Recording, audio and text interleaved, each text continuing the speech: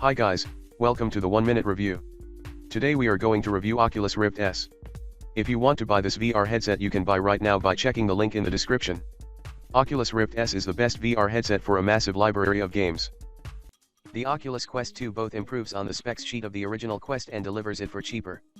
With a new LCD at per eye, the Quest 2 offers exceptional clarity for an entry-level headset, through which you can enjoy a slew of games either purpose-built for the standalone headset, and thus rendered by the onboard Snapdragon XR2 chip, or beamed from your PC using Oculus Link and a compatible USB Type-C cable. Thanks to Oculus Link, the Quest 2 becomes more than a standalone VR headset. It becomes an all-in-one VR Swiss Army knife, capable of great on-the-move VR and gaming across Steam VR and Oculus Rift compatible titles. It's now capable of up to 90 Hz refresh rate, thanks to a recent update, making it an even sweeter deal.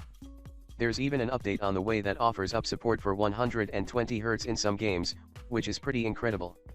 The Quest 2 is also one of the quickest headsets to set up on this list.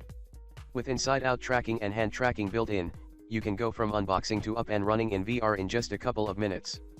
There's only one hitch in the Oculus Quest 2's plan for virtual world domination: compulsory Facebook account login.